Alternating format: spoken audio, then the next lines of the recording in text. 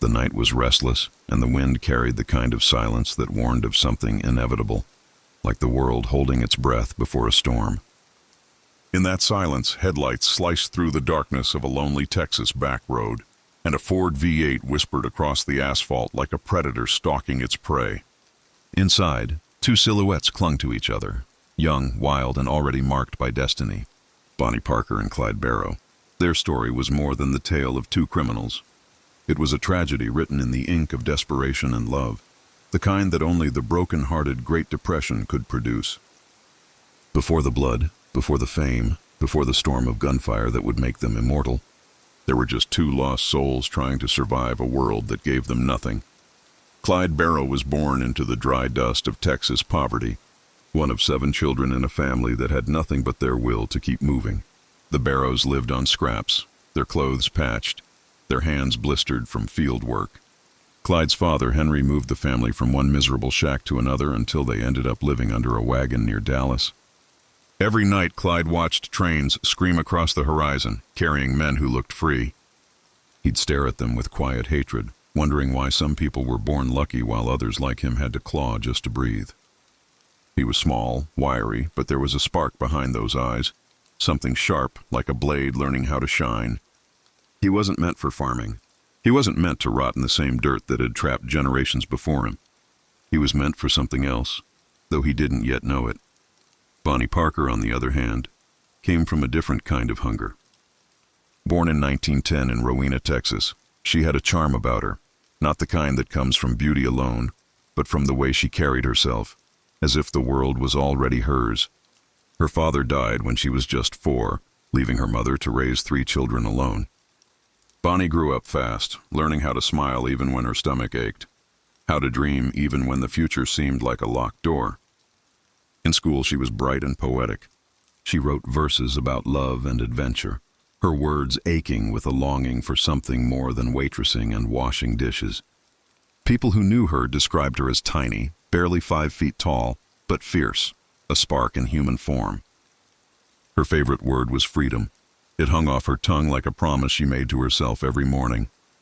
Clyde and Bonnie were 2 people cut from the same fabric of loneliness. Both had lived their entire lives under the shadow of something bigger than them: poverty, loss, and the suffocating weight of other people's rules. So when they met, it wasn't like meeting a stranger. It was like recognizing the other half of a wound. It was January 1930 when fate finally brought them together. Clyde had been hiding out in West Dallas, a place where the poor and desperate gathered like moths around the same dim flame.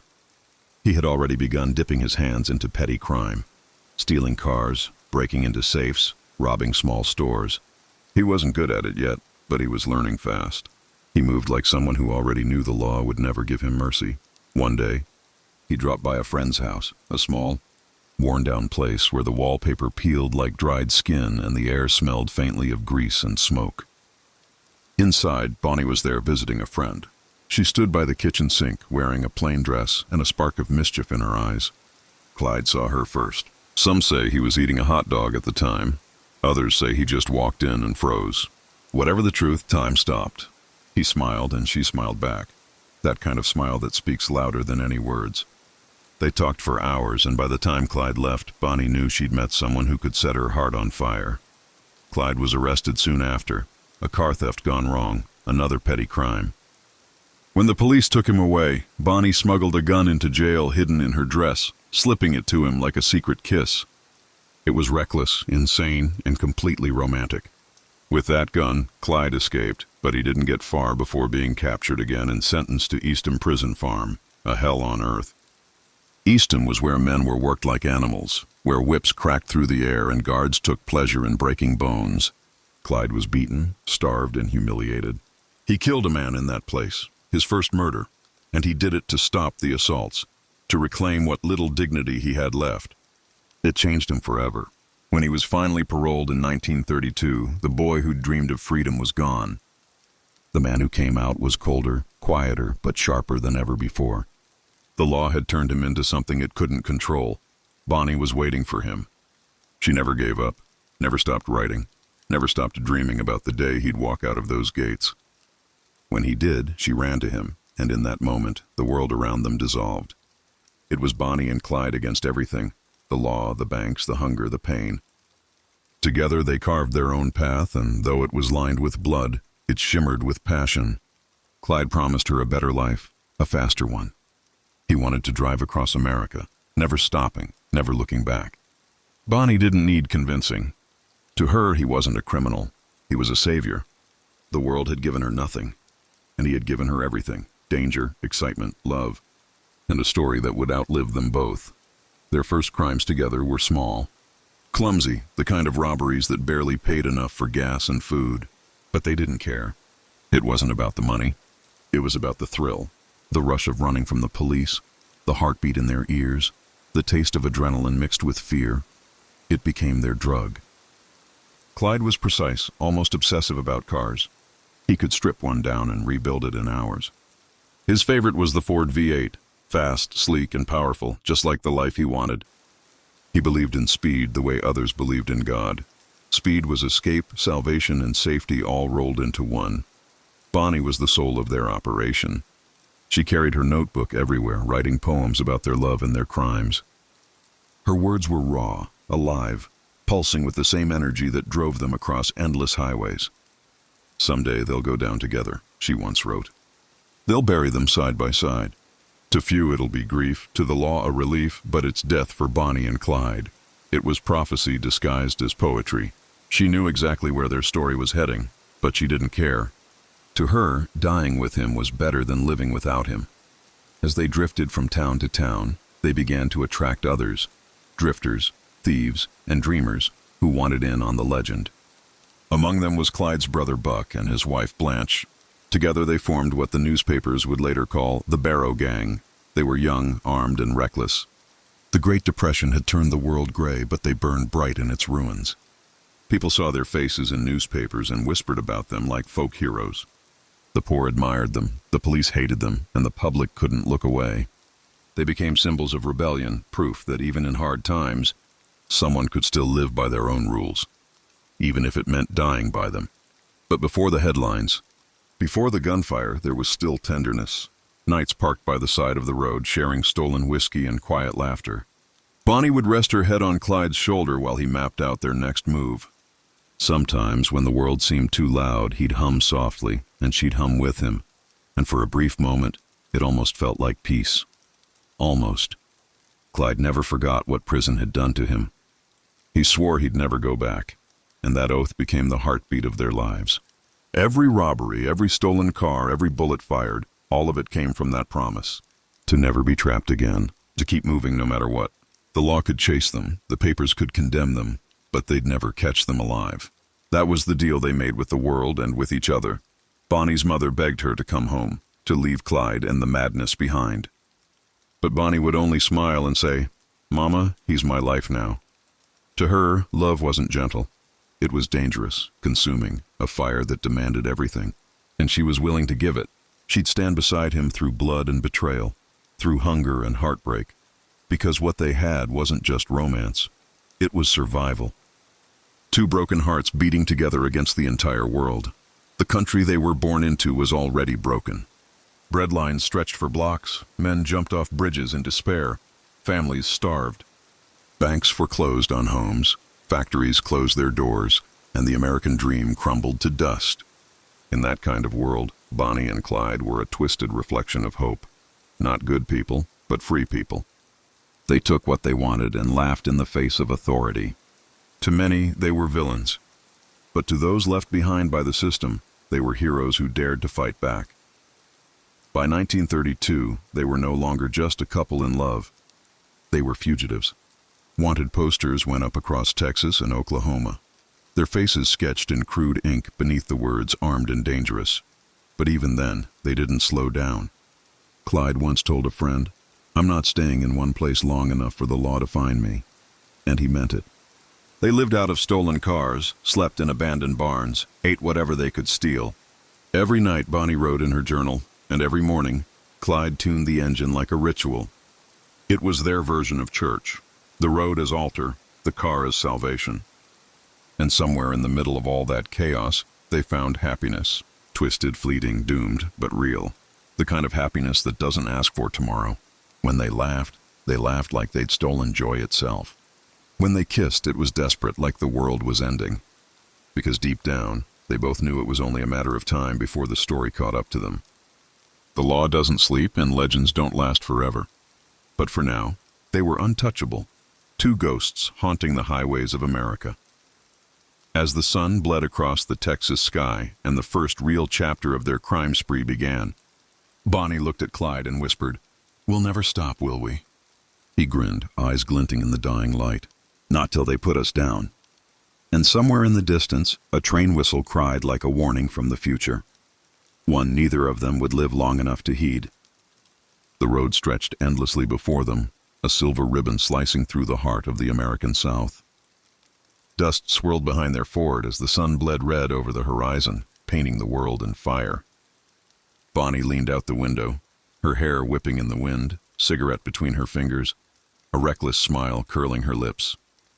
Clyde drove with one hand on the wheel, the other resting on the revolver in his lap, eyes darting between the rearview mirror and the horizon ahead.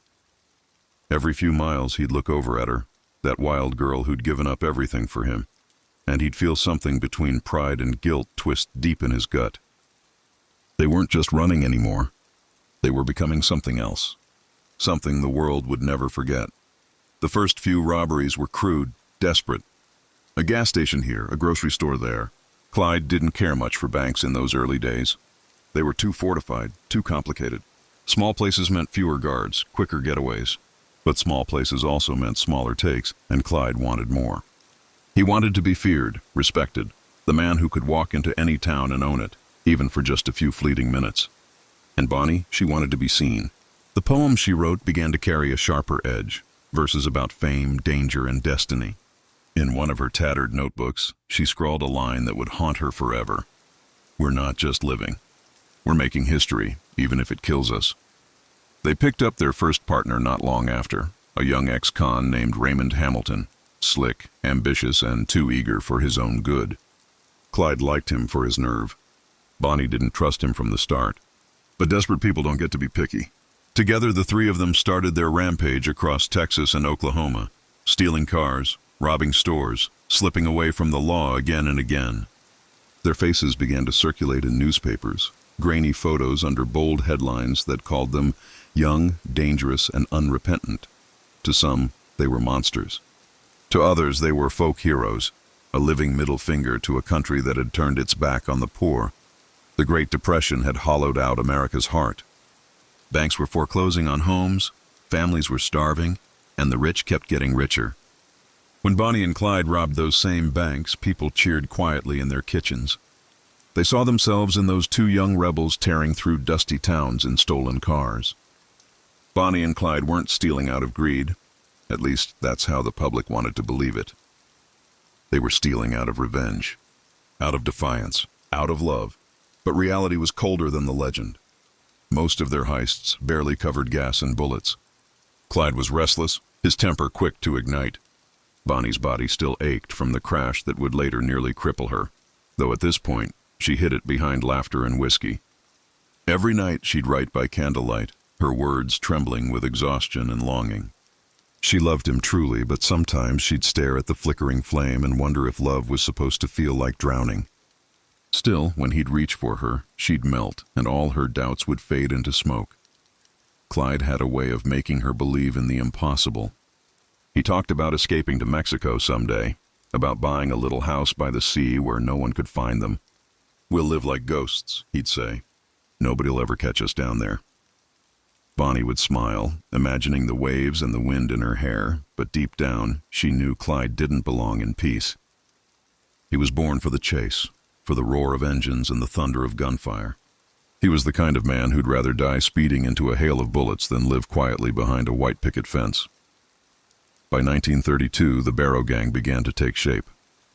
Clyde's brother Buck joined them after a stint in prison, bringing along his wife Blanche, soft-spoken, nervous, but loyal to a fault. Blanche wasn't made for the outlaw life, but love, as it often does, makes people foolish. The gang grew, a ragtag collection of misfits and criminals who saw in Clyde a kind of twisted leader, bold, cunning, unafraid. They'd hole up in safe houses, hide in rural barns. and vanish across state lines before the law could close in. They robbed a hardware store in Sherman, a bank in Minnesota, and a series of small shops that dotted the South. Each time the tension mounted. Every job brought them closer to disaster, but also closer to the fame Clyde secretly craved. He'd read the newspapers aloud, laughing at the way reporters described them. Young lovers on a crime spree, America's outlaw sweethearts. Bonnie pretended to hate it, but she loved hearing their names in print. They were becoming immortal, even as they destroyed themselves. Their luck began to turn, as luck always does. One rainy night in Joplin, Missouri, the gang rented an apartment above a garage, pretending to be ordinary folks. But the neighbors grew suspicious of the loud laughter, the strange visitors, and the gunfire echoing from upstairs. When the police arrived to investigate, Clyde and Buck opened fire. The small apartment erupted in chaos. Bullets tore through walls and windows. A police officer fell dead in the doorway. Bonnie screamed as glass rained down like shattered stars. Clyde grabbed her by the wrist, dragging her through the back door as the others covered their escape. They fled with barely anything, just guns, blood, and fear. But when the police searched the abandoned hideout, they found a camera left behind. Inside were rolls of film, photos of Bonnie and Clyde laughing, posing with guns, leaning against their car. Those pictures would soon be published in newspapers nationwide, immortalizing them in black and white. In those photos, they didn't look like killers. They looked like movie stars, young, beautiful, defiant. America couldn't look away. Overnight, they became legends. The public ate it up. Some saw them as dangerous criminals who needed to be put down. Others saw them as symbols of rebellion in a world gone cruel. The truth was somewhere in between. Two people so hopelessly in love that they mistook destruction for freedom. They'd started as dreamers. Now they were hunted ghosts with prices on their heads. Clyde tried to harden himself further. He carried new weapons, automatic rifles stolen from the National Guard. He drilled the gang on quick getaways, changing cars, swapping license plates. He learned the backroads of Texas and Louisiana like veins in his own hand. But no amount of preparation could erase the chaos that followed them. Bonnie's leg was injured badly in a later car crash, the kind of wound that never truly heals. The car had flipped after Clyde lost control on a wet road, flames licking at the wreck. He pulled her from the fire, her leg burned to the bone, and for weeks she couldn't walk without pain. But she never blamed him. She never even complained. Clyde nursed her himself, feeding her by hand, whispering stories of the life they'd still have one day. She'd smile, wincing through the pain, and tell him, "You better keep me around, Barrow. You'd be lost without me." The bond between them deepened in that darkness. They weren't just partners in crime. They were each other's entire world. Every laugh, every wound, every stolen kiss was another thread tying them together. And yet, that same love was pulling them toward the edge of oblivion. By now, law enforcement had begun to coordinate across states. The Texas Rangers, state police, and federal agents formed task forces dedicated to bringing them in, dead or alive. The Barrow gang was too notorious to ignore. Each new crime only fueled the fire. Each bullet they fired echoed louder in the halls of justice. Their photos hung in every sheriff's office from Texas to Iowa. Still, they couldn't stop. Maybe they didn't know how. Clyde would talk about one more job, one last big score before disappearing for good. Bonnie would nod, even though she knew it was a lie. The chase had become their life, the only life they understood. There were moments of peace, rare and fragile. Nights when they camped under the stars, the world around them eerily quiet. Bonnie would rest her head on Clyde's shoulder, humming softly while he cleaned his gun. Sometimes she'd read him her poems, and he'd listen, pretending not to be moved. "You make me sound like a saint," he'd say with a smirk. "Maybe you are," she'd answer softly. He'd laugh, shaking his head, but the truth hung between them. She saw something in him that the world never would. But love can't outrun consequence. Each robbery grew bloodier, each escape narrower. They'd begun losing friends, captured, killed, betrayed. The thrill that once filled their hearts began to sour into paranoia.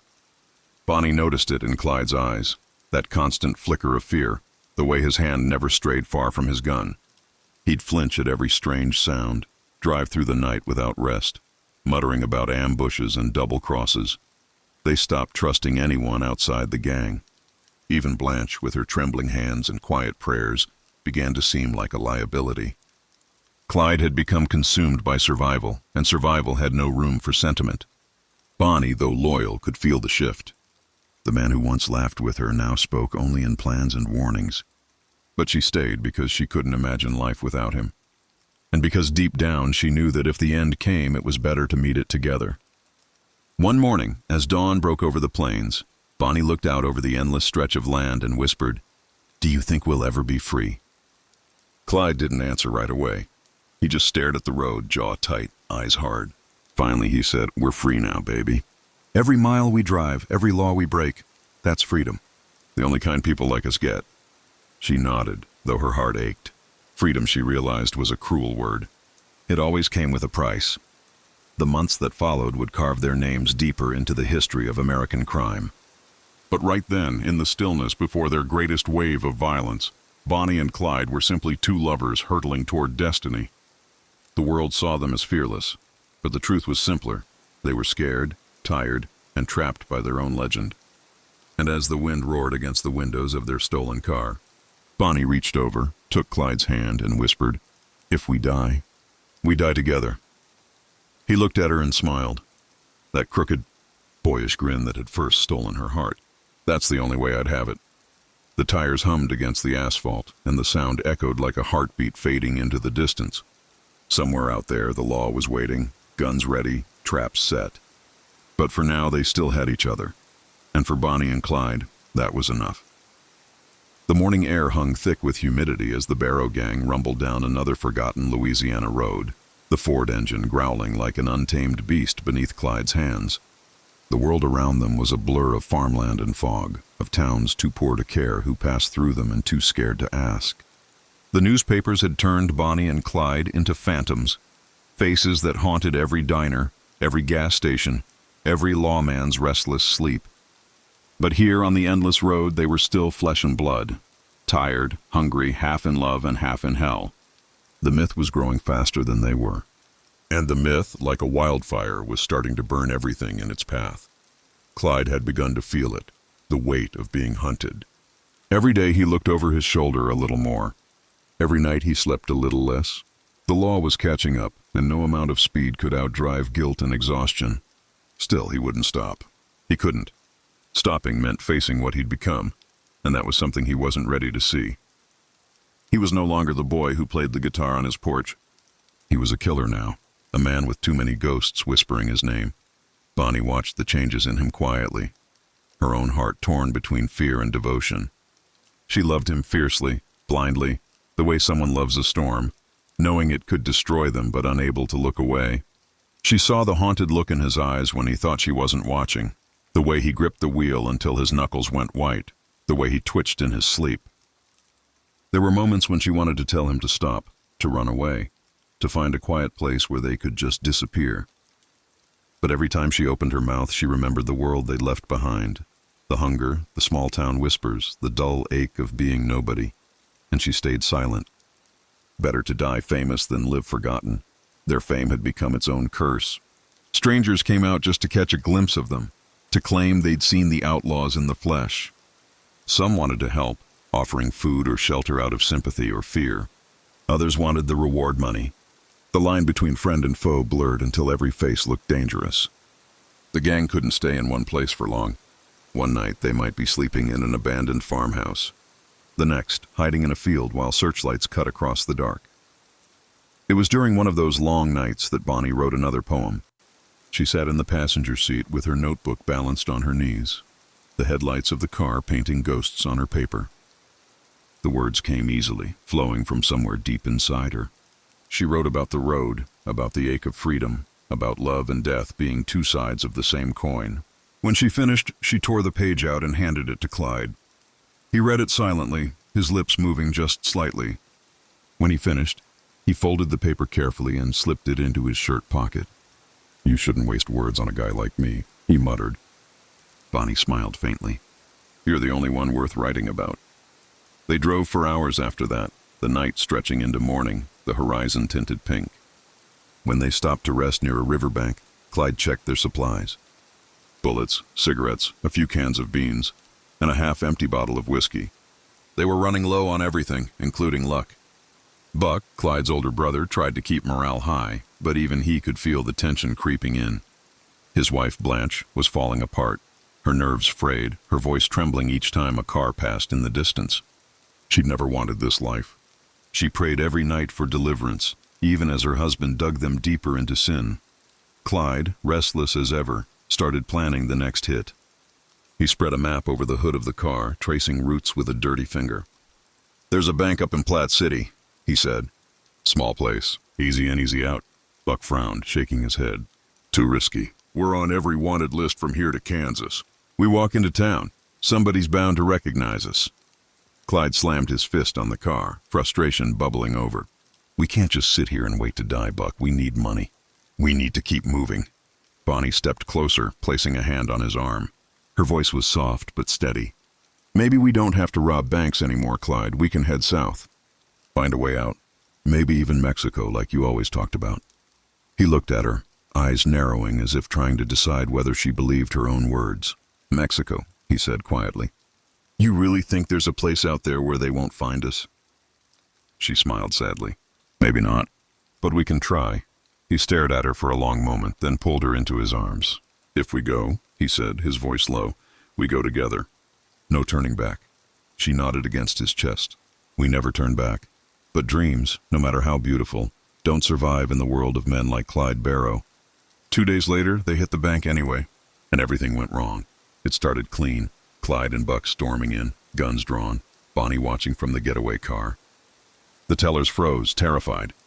Clyde's voice was calm but cold as he ordered them to fill the bags. But one customer, a young man barely out of his teens, reached for something under his coat. Clyde didn't hesitate. The shot echoed through the small building like thunder. Blood splattered across the marble floor. Screams followed. Clyde grabbed the money and bolted, heart pounding. By the time they reached the car, the sirens were already rising in the distance. The chase that followed was pure chaos. Tires screeched. Bullets whined past the windows. Dust clouds swallowed everything behind them. Bonnie clutched the seat, her pulse hammering. She could see the fear in Clyde's face, even if he tried to hide it. For all his bravado, for all his talk of freedom, he knew the walls were closing in. The law wasn't just chasing them anymore, it was hunting them. They escaped, but barely. Buck had taken a bullet to the shoulder, and Blanche was screaming his name as she tried to stop the bleeding. They hid in a barn for 3 days, nursing him as best they could.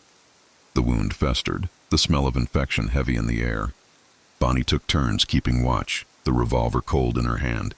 She didn't sleep. Every rustle in the field made her finger twitch toward the trigger. Clyde was growing colder by the hour, the guilt gnawing at him in silence. He'd crossed too many lines now to ever go back. When Buck finally died, the gang buried him in the woods, deep enough that the law wouldn't find him right away. Blanche broke down completely. She screamed at Clyde, at Bonnie, at the world.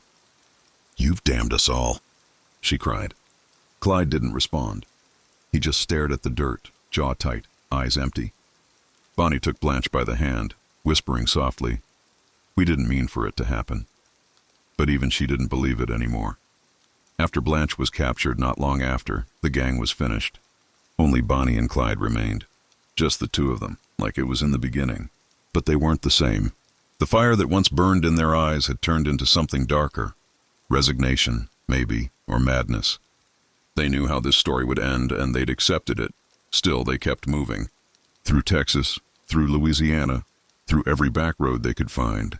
Sometimes they'd stop in a small diner, disguising themselves as an ordinary couple. She'd wear a soft dress and a smile. He'd comb his hair neatly and flirt with the waitress. For a few fleeting minutes, they could almost pretend. But the world always caught up. A glance that lingered too long, a whisper that traveled too far, a phone call to the sheriff's office. They'd be gone before the pie cooled on the counter. Bonnie's injury had worsened over time. Her leg pained her constantly, forcing Clyde to carry her more often than not. He did it without complaint, but each time a piece of him seemed to break. The life he'd built on speed and violence was now dragging him down, forcing him to slow, to see what he'd become. At night, when Bonnie slept against his shoulder, he'd stare at her face and feel something like sorrow twist in his chest. He loved her more than anything, but he'd given her a life of blood and fear, and there was no way to undo it. One night they camped under the stars, the air thick with the smell of rain. Bonnie woke to find Clyde sitting by the fire, staring into the flames. His face looked older somehow, as if the years of running had carved lines the world couldn't see. She sat beside him, wrapping a blanket around her shoulders. "What are you thinking about?" she asked. He didn't look at her when he answered. "I keep seeing their faces," he said softly. "The men we shot, the ones who didn't get a chance to walk away." Bonnie reached for his hand, squeezing it gently. "You did what you had to." "We both did." He shook his head. "No, I did what I wanted to. That's the difference." For a long time they sat in silence, the only sound the crackle of fire and the distant rumble of thunder. Then Bonnie leaned her head against his shoulder. "When it comes," she whispered, "I don't want to be afraid." Clyde's voice was barely audible. "You won't be. I'll make sure of it." The rain began to fall, soft at first, then harder, drumming against the earth like a heartbeat. The fire hissed and died, leaving them in darkness. Somewhere in that night, as the storm raged around them, Bonnie and Clyde made an unspoken promise that whatever came next, they'd face it together, and somewhere out there, miles away, the law was already drawing its plans. Men with badges, guns, and patience. Men who had studied every mile of road, every hideout, every face that had ever crossed their path. The noose was tightening, even as Bonnie and Clyde clung to the illusion of freedom. The end wasn't far now. It was waiting just over the horizon, quiet and certain. But for the moment, under the storm and the whispering wind, they were still alive. Two souls bound by love, by sin, by the kind of madness that makes people unforgettable. And as dawn began to creep across the wet fields, Bonnie turned to Clyde and smiled through the rain. "You know what I think?" she said softly. "They'll tell our story someday. They'll make it sound prettier than it was, but at least they'll remember." Clyde smiled faintly, brushing a strand of wet hair from her face. "They'll remember, all right, just not the way we'd want them to." He kissed her forehead, and for a fleeting moment, it felt like the world had stopped spinning, but it hadn't. The road was still waiting, and it wouldn't wait forever. The dawn came quietly that morning, bleeding a pale orange light across the Louisiana horizon. The world felt heavy, the kind of stillness that comes before a storm, or before something worse. Clyde Barrow tightened his grip on the steering wheel as the car rolled through the fog. His eyes, bloodshot and hollow from weeks without rest, flicked between the dirt road ahead and the rearview mirror. Bonnie sat beside him, her legs stretched awkwardly across the seat, bandaged but still swollen. Her face was thin, her smile forced but steady. There was something defiant in her eyes, that same wild spark that had once made him believe they were invincible. But deep down, he knew it was all ending. The road they'd lived on, the one that had carried them from one robbery to another, one close call after the next, it didn't stretch much further now. Clyde had become a ghost in his own story. He'd outdriven every sheriff from Texas to Oklahoma, outshot ambushes and manhunts, and now, every rumor about his death only seemed to make him more legendary. But the truth was far less glorious. His nerves were shot, his reflexes dulled. He could still shoot straight, still drive like the devil was on his tail, but his heart wasn't the same. There was a fatigue that sleep couldn't cure. He could feel the noose tightening, and though he didn't say it, he was ready. The only thing that kept him moving was Bonnie, because he couldn't bear the thought of her dying alone. Bonnie, for her part, had long accepted what was coming. Her poetry had turned darker in the past months. Her verses no longer about fame or rebellion, but about the inevitability of death. She wrote them in the back seat while Clyde drove, her handwriting shaky, her thoughts heavy. She knew they had no future, not the kind she'd dreamed of when she first met him. But she didn't regret it. The world had never offered her anything but small dreams and smaller chances. With Clyde, she had lived loudly, defiantly, without apology. That meant something. They had found temporary refuge at the home of Henry Methvin's family, one of Clyde's new associates, a young man reckless enough to ride with them. His father, Ivy Methvin, lived on a stretch of lonely road near Bienville Parish. The house sat half sunk into the earth, surrounded by tall grass and the hum of cicadas. It was a hideout like any other, but Clyde trusted the Methvins more than most. That trust, though, would become their undoing. The Methvins were scared of the law, scared of the Barrow gang, scared of what would happen if they kept sheltering outlaws who brought the world's fury to their doorstep. Ivy Methvin had been quietly approached by lawmen. led by a determined Texas Ranger named Frank Hamer. Hamer had been tracking Bonnie and Clyde for months, studying their habits, their roots, their alliances. He wasn't like the other lawmen who wanted glory. He wanted finality. He knew Clyde wouldn't go quietly. There would be no arrest, no trial, only bullets. The plan was simple, brutal, and certain. The law would set a trap using Ivy Methvin as bait.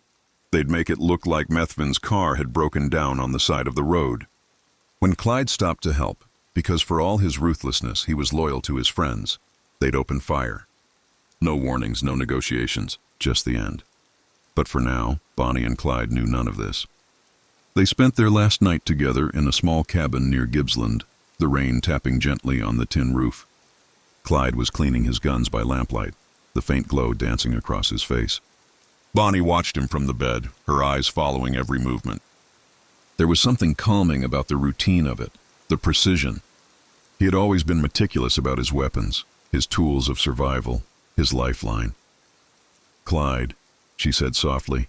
He didn't look up. "Yeah? Do you ever think about what comes after?" He paused, wiping the barrel of his shotgun with a rag. "After what?" "You know," she said, her voice barely a whisper. "After all this. After we're gone." He smirked, though there was no humor in it. "Ain't much to think about after you're dead, baby." She sat up, wrapping the blanket tighter around her shoulders. "I think people will remember us. Maybe not the way we were, but they'll remember. They'll tell stories, sing songs. Maybe some girl will hear our names and think we were brave." Clyde finally looked at her.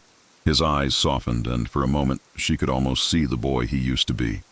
The dreamer, not the outlaw. "If they remember you," he said, "that's enough for me." The lamp flickered, then went out. The room sank into darkness, but they didn't move. They just sat there side by side, listening to the rain. Morning came gray and heavy. Clyde was up early, checking the car, counting the ammunition. He moved with quiet purpose, the way a man does when he knows what's waiting on the horizon. Bonnie joined him outside, her hair tied back, her face pale but calm. She leaned against the car, watching him with that same look she always had, half love, half pride. "Where are we heading?" she asked. He glanced up at her, the faintest smile touching his lips. "Gibbsland first, then we'll see." The drive was eerily peaceful. The countryside stretched endlessly, fields of green broken by patches of forest and dirt roads winding like veins. They passed small houses, stray dogs, the occasional farmer tipping his hat as they went by. To anyone else, it might have looked like any other couple on a morning drive. But beneath the calm, there was a sense of finality that neither of them could shake. As they neared Bienville Parish, Clyde slowed the car. The road ahead was narrow, lined with trees that pressed close on both sides. The sun was just beginning to break through the clouds, slicing golden rays across the dirt path. And then Clyde saw it. The truck parked at an odd angle up ahead, one wheel off the road, the hood open. It was Ivy Methvin's truck. "Looks like Henry's daddy's broke down," Clyde said, his tone curious but cautious. Bonnie glanced at him. "You think it's safe?" Clyde hesitated. His instincts screamed no. Every part of him that had survived this long knew when something wasn't right. But loyalty was a powerful thing, and he couldn't imagine Ivy Methvin betraying him. "It's fine," he said, more to himself than to her. He eased the car closer, slowing to a crawl. The birds had gone silent. Even the wind seemed to stop. Bonnie's hand rested on his arm. She didn't say anything, but he could feel her trembling. And then, out of nowhere, the world exploded. A thunderstorm of bullets ripped through the quiet morning. The first shot shattered the windshield. Clyde jerked back, his body twisting as blood sprayed across the dashboard. Bonnie screamed, her hand reaching for him instinctively, but another barrage of gunfire tore through the car. The air filled with the deafening roar of rifles and shotguns, the acrid smell of gunpowder choking the air. Clyde's head slumped forward, his hat tumbling to the floor. Bonnie's scream turned to a gasp, her body jerking violently as bullets tore through the glass and metal. In less than 20 seconds, it was over. The silence that followed was heavy, broken only by the crackle of the smoking engine. Bonnie and Clyde sat slumped together, their bodies tangled, blood pooling at their feet. The car, once their chariot of freedom, was now a tomb. Frank Hamer and his men emerged slowly from the trees, their guns still warm, their faces pale. They'd fired over 130 rounds into the car, ensuring there would be no miracle escape this time. The lawmen approached cautiously, their boots crunching on gravel. Hamer peered through the shattered window at the bodies. Bonnie's hand still rested on Clyde's shoulder. Her face turned slightly toward him, eyes half open as if she'd been about to speak. For a long moment, no one said a word. Then one of the deputies whispered, "They're gone." Hamer nodded, his jaw tight. "Let's get it over with." By the time the tow truck arrived, the news had already started to spread. Word traveled faster than bullets in those days. Crowds began gathering before the car even left the scene. Locals, reporters, anyone who'd ever read their names in the papers. They came to see the bodies of the outlaws who'd become legends. Some wept, others cheered. Women reached out to touch Bonnie's dress as if she were some fallen movie star. Men spat on the ground near Clyde's door, muttering about justice. The car was towed into town, riddled with holes, the glass shattered, the seats soaked in blood. People swarmed around it, desperate to see for themselves that Bonnie and Clyde were truly dead. Cameras flashed. Children were lifted onto shoulders to catch a glimpse. The sheriff tried to keep the crowd back, but it was no use. The legend of Bonnie and Clyde had been larger than life, and even in death it refused to be quiet. Their bodies were separated in death, despite their wishes. Bonnie's family refused to let her be buried beside Clyde. She was laid to rest in Dallas, her grave soon becoming a place of pilgrimage for dreamers and rebels. Clyde was buried nearby under a different sky, his tombstone engraved with words he'd once told his mother, "Gone but not forgotten." And indeed, they weren't. Within weeks, songs were written about them. Newspapers printed their photos over and over again. The bloodied car, Bonnie's lifeless face, Clyde's shattered body. But with every retelling, the story changed. The criminals became icons. The violence softened into romance. People remembered the lovers, not the killers. The poets, not the robbers. Time turned their sins into symbols, and their deaths into mythology. But the truth of them, the fear, the exhaustion, the desperate love that bound them until their last breath, was lost somewhere along the way. They became what Bonnie had always predicted, a story told prettier than it was, but remembered all the same. As the years passed, the world moved on. The roads they'd raced down turned to highways. The towns they'd robbed became quiet relics of another time. Yet their names never faded. Bonnie and Clyde became eternal, a warning and a wish, a love story carved in gunfire and gasoline. And if you listen closely, when the night is still and the wind cuts through the pines of Louisiana, you might still hear it, the echo of an engine, the laughter of two souls who lived faster than the world could catch them, and the whisper of a promise that never died. Together till the end. In the days that followed the ambush, the South was drenched in rain.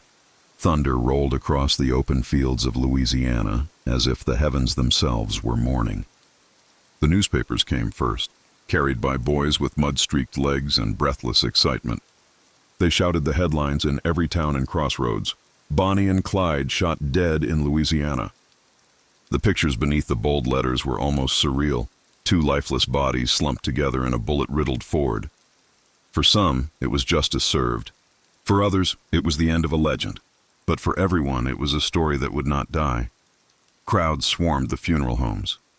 People tore at Bonnie's dress for souvenirs, snipped pieces of Clyde's hair, dipped handkerchiefs in their blood as if it were holy water. The world had turned their deaths into a carnival. The lawmen who pulled the triggers were hailed as heroes, but even they couldn't escape the feeling that something about it all felt wrong. Frank Hamer, who had spent months studying their movements, sat alone one night after the ambush, a bottle of whiskey on the table, the sound of the rain tapping the window. He told himself it had to be done. There was no other way to stop them. But in the silence, he could still see Bonnie's face in that car, peaceful and human, not the monster the papers had made her. Back in Dallas, Bonnie's mother refused to see her daughter's body at first. She couldn't bear it. She had begged Bonnie to come home so many times, pleaded with her to leave Clyde, to start fresh. Now the world was parading her child's corpse in photographs. At the funeral, thousands gathered, pressing against one another, trying to get a glimpse of the girl who had become both a symbol of rebellion and tragedy. Bonnie's casket was draped in flowers, roses, lilies, daisies sent from strangers across the country. Some claimed to see serenity in her face, others only saw the price of sin. Clyde's funeral was smaller, but no less chaotic. His family was proud, defiant even in grief. His mother wept openly, clutching the side of his coffin as if she could still bring him back. They buried him in Western Heights Cemetery, not far from where he grew up. Bonnie's grave was miles away, despite their wishes to be laid side by side. The world that had united them in infamy refused to let them rest together. Yet even in death, their names refused to separate. People still said them together, Bonnie and Clyde, as if one couldn't exist without the other.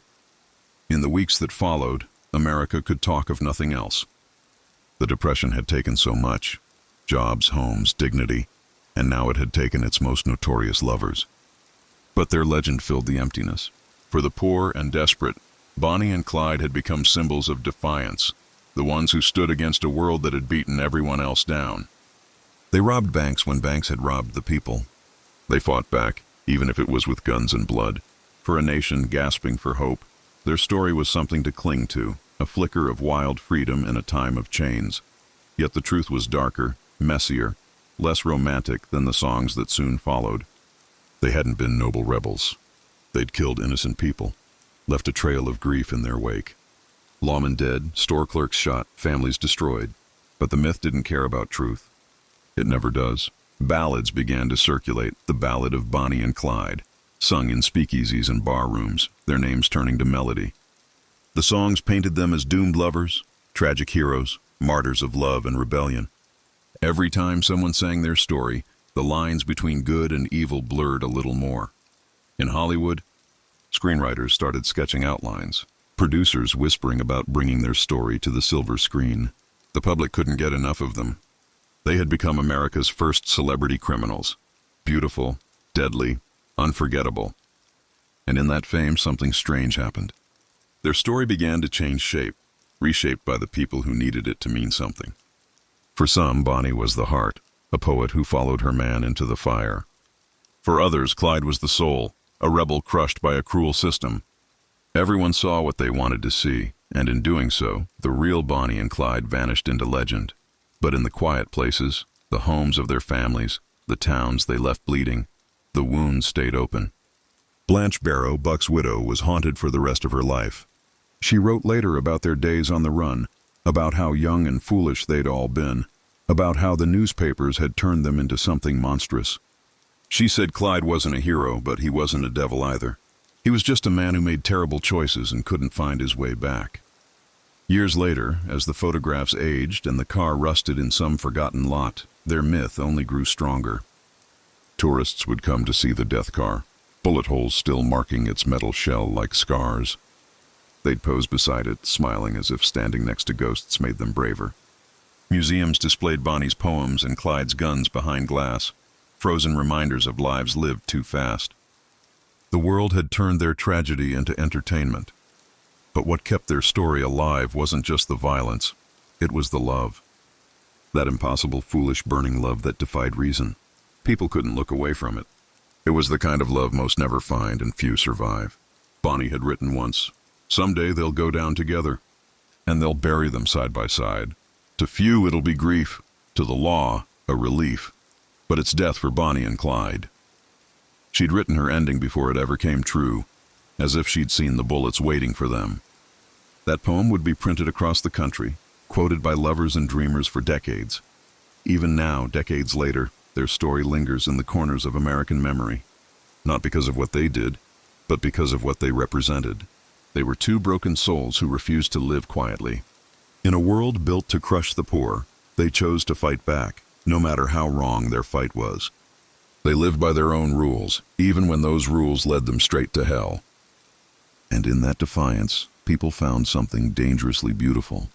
The old folks who remembered them would tell their grandchildren stories about the time Bonnie and Clyde drove through their town. Some swore they saw them waving from a passing car. Others claimed Clyde once bought them a meal or spared their life during a robbery. Truth didn't matter anymore. It was all part of the legend. In every retelling, the details shifted. The edges softened, until Bonnie and Clyde became something almost holy, patron saints of the lost and the lawless. But beneath the myth, their ghosts lingered in quieter ways. Some nights, travelers on back roads claimed to see headlights in the distance, a 1934 Ford speeding down the highway long after midnight. Sometimes they'd hear laughter, a man's low chuckle and a woman's soft voice carried on the wind. A few swore they'd seen them. Two figures in the car, faces pale but peaceful, driving side by side into the darkness. Whether it was imagination or something else, no one could say. But the sightings never stopped. Maybe legends don't die, they just keep driving. In the years after the ambush, Frank Hamer avoided the public eye. He refused interviews, refused to celebrate. When asked about the ambush, he simply said, "They made their choice. We made ours." He carried that burden quietly until the end of his life.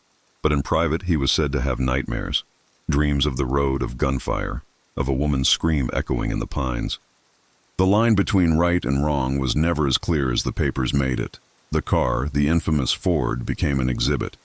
It traveled from town to town, displayed at fairs and roadside attractions. People would line up to see it, to touch history, to imagine the moment when the world stopped for Bonnie and Clyde. They'd run their fingers along the bullet holes, whispering in awe. Some would even leave flowers on the hood, as if it were a grave. Time marched on, as it always does. The Great Depression ended, the world went to war, generations came and went. But every now and then, the story of Bonnie and Clyde resurfaced, each time reborn for a new era.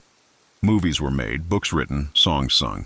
Each version told a different truth, yet none could capture the real one. The real Bonnie, the restless poet who dreamed of fame and found it in death. The real Clyde, the lost boy who mistook violence for freedom. In the end, that's what their story became, a mirror.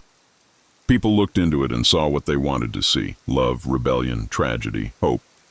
It reflected the hunger inside all of us to live fiercely, to escape the dull gravity of ordinary life. Bonnie and Clyde did what others only fantasized about. They broke every rule, and the world never forgot them for it. If you drive down Highway 154 today, where the ambush took place, there's a small marker on the side of the road. Tourists still stop there, take pictures, leave notes. The forest around it is quiet now, the trees older, the air heavy with history. If you stand there long enough, you can almost feel it. The weight of that moment, the hum of the engine, the final heartbeat before the storm of bullets. It's as if the land itself remembers, and maybe that's fitting, because Bonnie and Clyde were never just people.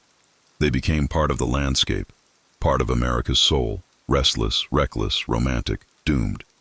They were both the dream and the warning. Their story is written in the dust of backroads, in the cracked photographs of forgotten faces, in the sound of rain on old tin roofs. It's in every lover who runs when the world says stay, in every rebel who refuses to kneel. They died young, but they lived full. Every mile they drove, every song they inspired, every whisper of their name across decades is proof that some lives, no matter how brief, can echo forever. Bonnie once wrote that they'd be known for their crimes, but remembered for their love. She was right. Even now, nearly a century later, their names are still spoken together like a prayer, like a curse, like a promise. Bonnie and Clyde, love and crime in the shadows. Two souls who burned too bright for the world that tried to contain them. The summer heat in 1933 was the kind that made the air shimmer, like reality itself was warping under the sun's cruel gaze. Across the Midwest, the fields baked and the dust storms rolled like hungry beasts, devouring towns and choking families that had nothing left to give. It was the Great Depression's middle years. America was poor, angry and broken, and somewhere on those endless, sunburned highways, Bonnie Parker and Clyde Barrow drove their battered Ford V8 like two ghosts refusing to rest. By now, their names were whispered in both awe and terror. They were no longer petty thieves or desperate kids. They were the nation's obsession, the law's nightmare, and for each other, the only constant in a world that had gone mad. They were lovers bound by bullets and blood, and they were chasing something far bigger than money: freedom, immortality, or maybe just a few more days together before the inevitable end. Their legend had already begun to take shape. Newspapers called them the Barrow Gang, plastering grainy photos of Bonnie's laughing face beside Clyde's steely eyes, labeling them killers, robbers, outlaws. But those papers didn't show the moments in between, the tenderness, the hunger, the nights when the stars seemed too quiet, and the hum of the engine was the only thing keeping them sane. They lived in constant motion, a caravan of fugitives, always one step ahead of the law and one step away from death. The Ford was their home, their confessional, their coffin waiting in disguise. In the first months of 1933, Clyde had grown colder. The road had hardened him. The violence no longer shook him the way it used to. Killing was no longer a decision, it was instinct. He'd seen too many friends die. Too many times luck slipped through his fingers. Buck Barrow, his brother, had been badly wounded during one of their violent escapes, and it was Bonnie who nursed him in a hidden farmhouse while the others scavenged food and gas. She sang to him sometimes, her voice low and cracked, her eyes reflecting the weight of too many sleepless nights. But deep down, she knew Buck's time was running out. When the police finally found them, it wasn't a question of if someone would die. It was how many. The gunfire that erupted that day was thunderous, deafening, endless. Clyde's Thompson submachine gun tore through the air like a mechanical scream, and Bonnie, though she had never been trained, fired beside him, her hands trembling, her breath ragged. When it was over, Buck was bleeding out, and Blanche, his wife, was crying hysterically. Clyde wanted to save them, but the law was closing in, and hesitation meant death. They escaped again, barely, carrying with them the sound of sirens and the guilt of leaving someone behind. That was the life they'd chosen. No family, no rest, only flight. As the months dragged on, their faces appeared on wanted posters in every post office. The reward for their capture climbed higher and higher, and ordinary people began to see them less as bandits and more as folk heroes. Poor folks struggling through the Depression found something poetic in their defiance. A young couple, beaten down by the world, fighting back with guns and grit. It was like a twisted version of the American dream. Bonnie and Clyde had become symbols of rebellion, whether they wanted it or not. They knew it too. Sometimes, when they stopped at a hidden campsite in the woods, Bonnie would take out her notebook and write poems, lines filled with longing and tragedy, as if she already sensed the way their story would end. Clyde would listen quietly, cleaning his gun, the campfire flickering across his face. He loved her words but hated what they implied, that one day, their names would live on only because of how they died. The road took them from Texas to Oklahoma, from Missouri to Iowa, zigzagging through states like fugitives tracing the outline of their own tomb. Each stop was a blur of adrenaline and paranoia. They robbed small banks, gas stations, and sometimes just enough to buy a few meals. There was no grand fortune, no golden prize waiting. Their life was a long, burning fuse. They moved at night, slept in barns, and trusted no one. Yet somehow they still laughed. There were moments when Clyde would pull the car over by a riverbank, and they'd bathe in the cool water, Bonnie teasing him, pretending for a few hours that they were just lovers on a summer getaway. Then at dawn they'd be back on the run, engines roaring, hearts pounding, the dream collapsing as the sun rose. Their notoriety had attracted others, young men who saw in Clyde a kind of dark glamour, who wanted to be part of the Barrow gang. But Clyde was wary. Most of them weren't ready for the kind of life he and Bonnie lived. They wanted fame without fear, the thrill without the cost. He knew better. Every heist carried death in its shadow. He would watch them boast, laugh, and then fall apart the first time the bullets flew. Bonnie would see it too. She'd sit quietly in the back seat, eyes distant, writing verses on scraps of paper while Clyde argued strategy with his new recruits. She was always thinking, always aware that the story was bigger than them now. The world was watching, waiting for their next mistake. In one of her poems, Bonnie wrote, "Someday they'll go down together, and they'll bury them side by side." It wasn't prophecy, it was acceptance. She knew love like theirs couldn't survive peace. It was too fierce, too consuming. It only made sense in chaos. To be with Clyde meant surrendering everything, her family, her future, even her identity. But she had made her choice long ago when she first stepped into that stolen car and felt the wind rush against her face, carrying the scent of danger. She wasn't just his lover anymore. She was part of the myth, and that was something neither of them could ever escape. By late 1933, the pressure was unbearable. The police were learning, adapting. The days of slipping away were coming to an end. The Barrow gang was fractured, hunted, and bleeding. Bonnie's leg had been badly burned in a car crash months earlier, and though she tried to hide the pain, every step was agony. Clyde carried her when he had to, whispering to her that they'd make it to Mexico, that one day they'd find a way to disappear. But those promises were hollow, and they both knew it. The border might as well have been another planet. The world had become a trap, and they were the animals cornered inside it. Still, they kept driving. The Ford became their world, a metal capsule hurtling through the endless roads of America's broken heartland. The roar of the engine drowned out their fears. The horizon was their only ally, forever receding but never vanishing. They slept in shifts, always ready to move, always ready to kill if they had to. Some nights, Clyde would stop on a hill overlooking a small town, its lights flickering below like stars fallen to earth. He'd stare for a long time, silent. Bonnie would ask what he was thinking, and he'd just say, "We could have had one of those houses, you know." If things were different, she never answered. She knew that in another life, maybe they would have had a porch, a child, a quiet life. But that life wasn't written for people like them. As winter approached, their luck began to thin. Informants, betrayed hideouts, close calls, they were losing ground fast. The lawmen tracking them weren't amateurs anymore. Led by relentless men like Frank Hamer, they were patient, methodical, and determined to end the Barrow reign. Each robbery brought more heat, more eyes. The newspapers no longer romanticized them. Now they printed the grisly details, the victims, the blood. The legend was turning sour. The people who once cheered them began to fear them again. The dream of rebellion was fading into tragedy, but even as the walls closed in, Bonnie and Clyde refused to break. They still found laughter in the small moments, dancing under moonlight beside their car, whispering plans for a future they'd never see. It was madness, but it was beautiful. They were alive in ways most people never were. Every breath stolen from fate, every heartbeat a defiance. Theirs was a love born in darkness, and it burned brighter the closer death came.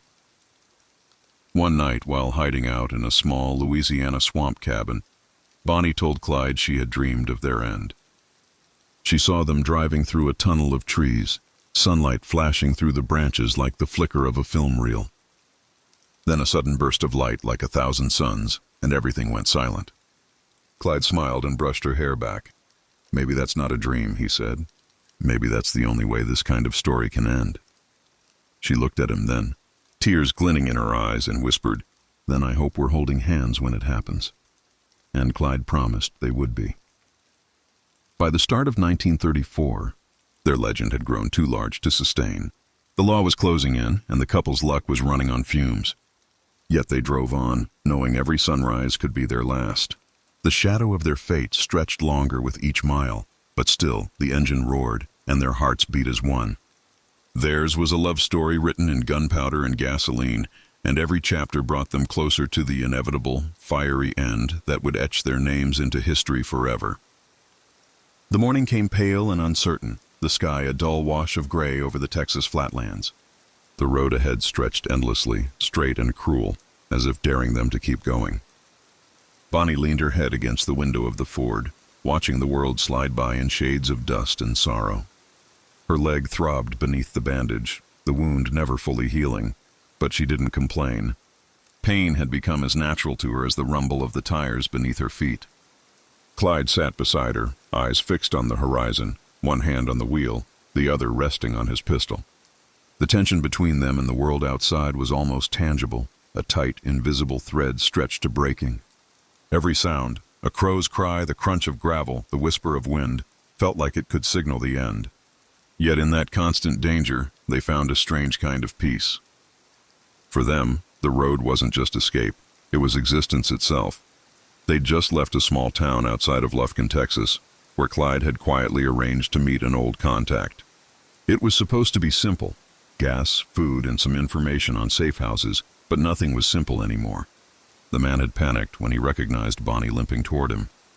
He'd seen the wanted posters, the ones that promised thousands of dollars for their capture, dead or alive. Clyde had seen the fear flicker in his eyes and knew what would come next. Before the man could reach for his shotgun, Clyde shot him once in the chest. The sound cracked through the empty lot, echoing off the gas pumps, scattering a few startled birds into the sky. They left him there, slumped against the pump, his cigarette still burning between his fingers. Bonnie didn't say a word as Clyde started the car again, but her silence was heavier than any accusation. The blood on Clyde's hands wasn't shocking anymore. It was routine. Yet each time it carved something out of him, something that wasn't coming back. By now their journey was less about money and more about survival. The robberies grew smaller, more desperate. Banks were too dangerous, crawling with guards who wanted their names on the headlines. They stuck to general stores, grocery chains, sometimes stealing from the very people who once saw them as heroes.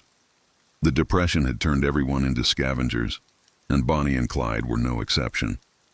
Every heist was a gamble, every getaway a miracle. They'd learned to read the land, to sense pursuit before it arrived. The backroads of Texas, Oklahoma, and Arkansas became their map of ghosts, each bend and bridge holding the memory of near-death escapes. Sometimes they'd find an abandoned farmhouse and stay a night, pretending they were just another couple chasing a dream. Clyde would start a fire and Bonnie would cook what little they had, beans, bread, sometimes canned peaches if they were lucky. In those brief hours, they were almost normal. They talked about nonsense, like the movies they used to watch, or what kind of house they'd buy if the world ever forgave them. Clyde would hum old blues tunes, his voice low and rough, and Bonnie would rest her head on his shoulder, letting the rhythm of his heartbeat drown out the sirens in her mind. But the peace never lasted. It never could. The road always called them back, and each time they left another place behind. They took a little less of themselves with them. It was in one of those farmhouses, late one night, that Bonnie's health took a turn for the worse. Her leg had grown infected again, the burn wound angry and red, spreading up her thigh. She tried to hide it, but when Clyde saw the fever in her eyes, he knew something was wrong. He wanted to find a doctor, but that was impossible. Hospitals were traps now. Every nurse and deputy had seen their faces in the papers. They were America's most wanted. So Clyde did what he could. He boiled water, tore up rags, and tended to her wound himself. He sat beside her all night, listening to her delirious murmurs. She spoke of her mother, of a porch swing in Dallas, of the perfume she used to wear when life still felt soft. Clyde didn't interrupt. He just watched her, every breath she took reminding him how fragile the thing they had built really was. He realized then that no matter how many banks he robbed or how many bullets he fired, he couldn't protect her from the life they'd chosen. That helplessness burned worse than any wound. The next morning she woke pale but alive. The fever had broken. She smiled weakly at him and said, "Guess it's not our time yet." Clyde laughed, though his eyes were rimmed with exhaustion. "Not yet," he said, and kissed her forehead. But even he didn't believe it. He'd begun to see death as a shadow in the back seat, always there, waiting patiently for the moment they slowed down. By the spring of 1934, they were living like phantoms. They changed cars every few days, stolen from driveways or small-town dealerships. They slept in fields, barns, or the backs of the vehicles themselves. They trusted no one. Sometimes they'd meet old acquaintances, gang members, or sympathizers who offered food or shelter. But each time it ended the same way, with police on their trail and another bloody escape. The circle was closing, and they both knew it. But rather than run to the ends of the earth, they stayed near Texas, near home. It was as if they couldn't leave the soil that had birthed them. Bonnie would often stare out at the dusty horizon and say, "This is where it's supposed to end, isn't it?" Clyde never answered, but deep down he agreed. The newspapers had turned savage now. They printed the gruesome details of every crime, calling them killers, monsters, vermin. The public opinion had shifted. No one saw them as lovers against the system anymore. They were murderers, plain and simple. Their photos, Bonnie smiling with a cigar, Clyde posing with his rifle, had become symbols of lawlessness. Even the folks who once admired them wanted them gone. The law had made a promise to the country. Bonnie and Clyde would not be taken alive. And the man to keep that promise was Frank Hamer. Hamer was a different breed of lawman, calm, relentless, and patient. He studied their movements, the patterns in their chaos. He didn't chase them blindly like the others. Instead, he learned their habits, predicted their next stops, mapped their favorite backroads. To him, it wasn't about fame or reward. It was about restoring order to a country that had started to cheer for outlaws. He gathered a small posse of trusted men and waited. He knew Bonnie and Clyde's downfall would come not from a gunfight, but from predictability. The very roads that had kept them alive would finally lead them to their graves. Meanwhile, Bonnie and Clyde tried one last time to save themselves. They had friends still, few, but loyal. Among them was Henry Methvin, a younger accomplice who admired Clyde and followed him like a shadow. It was Henry's family who would unknowingly seal their fate. Clyde wanted to visit Henry's parents near Bienville Parish, Louisiana, to rest and plan their next move. It seemed safe enough. He'd done it before. But Hamer knew. He had already spoken to Methvin's father, who, under quiet pressure, agreed to help set the trap. All he had to do was keep Bonnie and Clyde coming back. The rest Hamer would handle. The days leading to that fateful morning were strangely calm. Clyde was in rare spirits. He'd found an old radio in a store they'd looted and fixed it, and for the first time in months, music filled the car again. Bonnie laughed when a love song came on, her voice rising above the hum of the engine as she sang along. "We could have been something, you know," she said, half joking. "Maybe a singer and a mechanic." Clyde smiled, keeping his eyes on the road. "Nah," he said. "We were never built for quiet lives." They laughed then, really laughed, and for a fleeting moment, they were just Bonnie and Clyde again.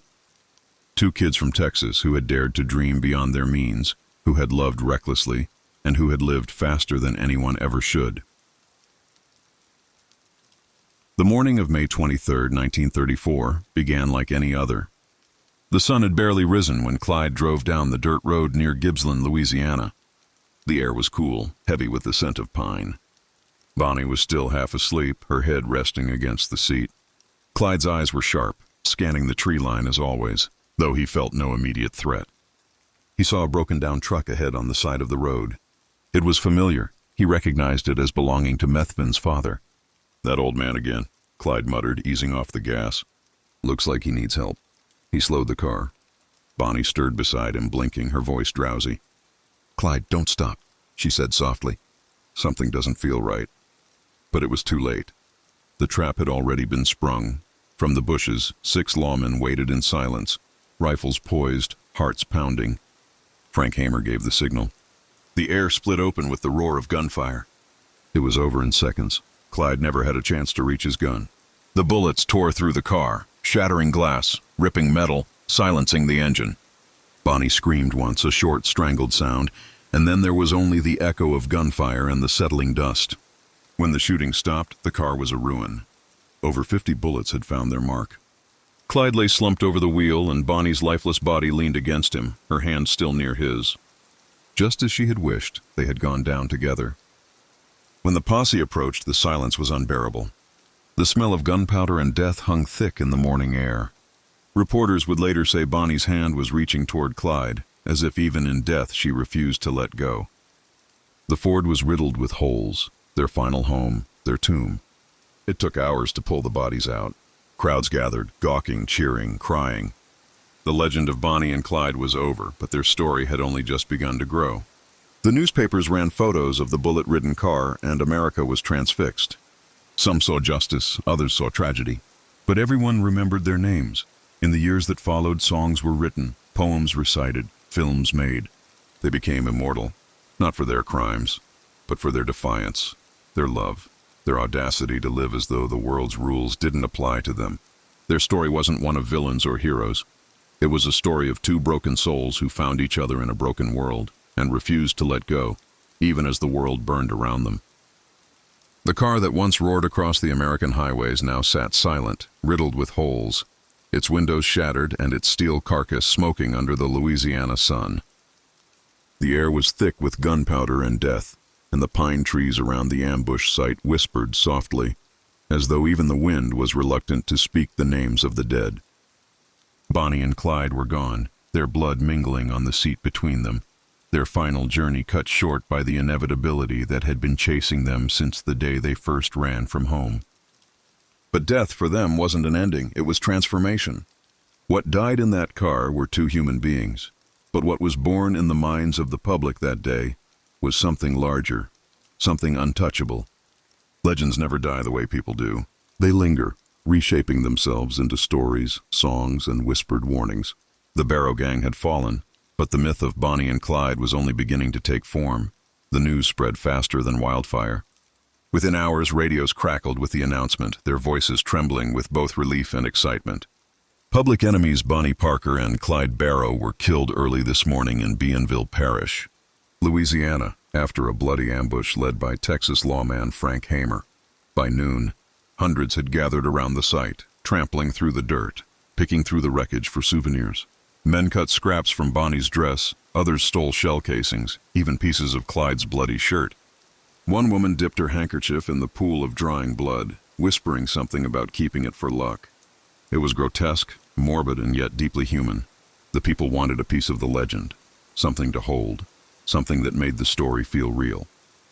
The same country that had hunted them now mourned them, fascinated by the intimacy of their destruction. When their bodies were taken to Arcadia, Louisiana, the crowds grew even larger. Reporters swarmed, photographers shoved through the mob, and townsfolk climbed onto cars and fences just to get a glimpse of the infamous duo. Inside the small mortuary, Bonnie's body lay pale and still, her auburn hair tangled, her dress torn by bullets. Clyde lay beside her, his face slack, the defiance gone, replaced by the stillness of peace. The mortician, overwhelmed by the sheer number of onlookers, locked the doors, but people pounded on the windows, demanding to see. They wanted proof that the monsters were real, that the beautiful, reckless couple who had defied the law had finally been stopped. Some came out of curiosity, others out of something darker, an unspoken admiration for two people who had lived as wildly as everyone else only dreamed of. As the hours passed, the crowd turned into a frenzy. They shouted for the doors to open, and when they finally did, hundreds poured in. Some wept, some smiled, others whispered prayers. The mortician worked tirelessly, trying to prepare the bodies for transport, but every time he turned his back, another souvenir disappeared. A button, a lock of hair, a bullet casing. Even in death, Bonnie and Clyde couldn't escape the grasping hands of a world that loved them as much as it hated them. Newsreels soon captured the aftermath, and by the following week, images of their bullet-riddled car were splashed across newspapers from coast to coast. The photos were horrifying yet magnetic. Bonnie's lifeless body leaning toward Clyde, his head twisted against the seat, their blood painting the leather like ink on parchment. People lined up at movie theaters not to watch films but to see these still images projected before the show began. The American public couldn't look away. The outlaws who had mocked the law and lived by their own rules were gone, but in their destruction they became immortalized. The press called them Romeo and Juliet of the underworld, lovers in death, and America's most notorious couple. It was both condemnation and celebration, and it ensured that their story would never fade. Meanwhile, back in Texas, their families were left to deal with the human aftermath of myth. Bonnie's mother, Emma Parker, sat in her small kitchen, the newspaper trembling in her hands as she read the words she had always feared would come. Her daughter, once a bright, poetic girl with dreams of fame and love, was gone. She had pleaded with Bonnie to come home many times before, but Bonnie had chosen her path, and Clyde. When the undertakers brought her body back to Dallas, Emma collapsed. She couldn't bear to see her daughter, the little girl she had raised, reduced to a corpse paraded by strangers. The funeral home was surrounded by thousands of onlookers. Some brought flowers, others brought cameras. They said they were paying their respects, but Emma knew better. They weren't there for Bonnie Parker the person. They were there for Bonnie Parker the legend. Clyde's mother, Barrow, felt a different kind of grief. She had always known this would happen.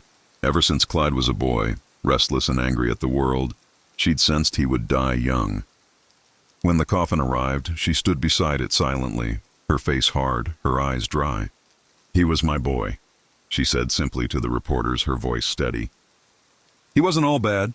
It was true in a way. Clyde had been kind once, before prison, before poverty, before life taught him that the system was rigged against people like him." The newspapers didn't care about that story. They wanted villains, not victims of circumstance. But in their mothers' hearts, Bonnie and Clyde weren't monsters.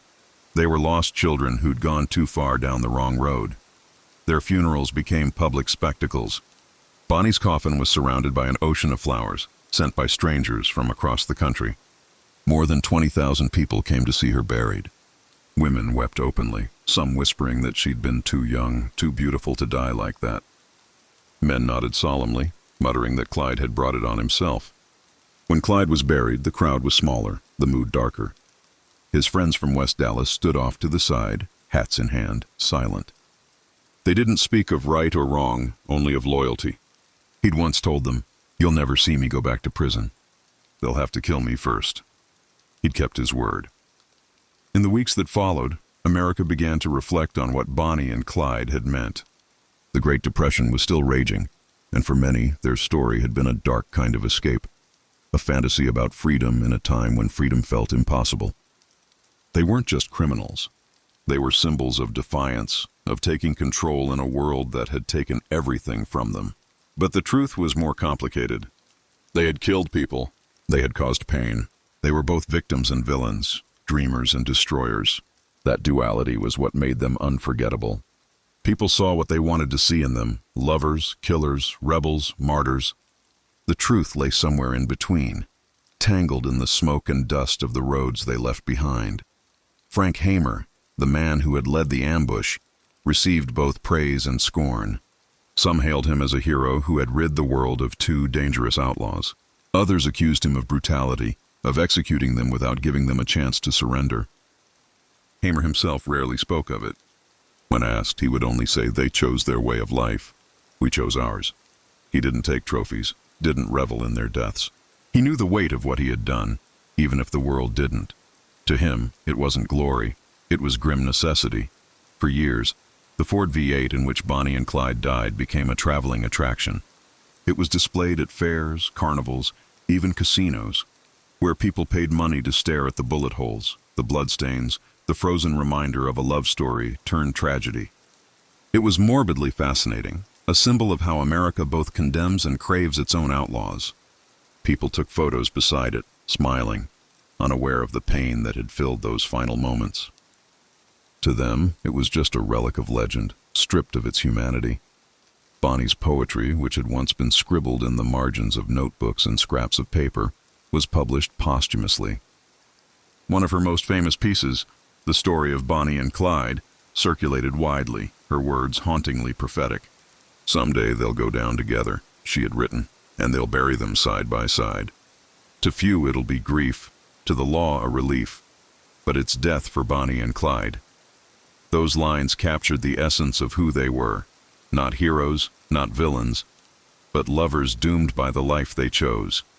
People read her poems and wept, feeling the ache of a woman who had wanted to be remembered for her words, not her crimes. In a cruel twist, it was her crimes that gave her words immortality. As the years passed, their story shifted from news to folklore. Hollywood came calling, first with songs, then with films. Each version reshaped them, turning them into reflections of whatever America wanted to believe at the time. In the 1960s, when rebellion was fashionable, the movie Bonnie and Clyde portrayed them as tragic lovers, anti-heroes fighting against a corrupt system. The film was a sensation, and suddenly, Bonnie's beret and Clyde's suit became symbols of romantic defiance once more. The myth had evolved again: less blood, more beauty. It was easier that way.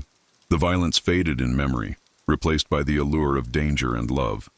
Generations who had never lived through the Depression came to see them not as criminals, but as icons of passion and freedom. But beneath all the glamour, the truth of Bonnie and Clyde remained haunting. They weren't masterminds. They weren't revolutionaries. They were two young people, broken by the world, who found in each other a kind of salvation, and in that salvation, destruction. Their love was real, fierce, and desperate, but it existed in the wrong time, under the wrong stars.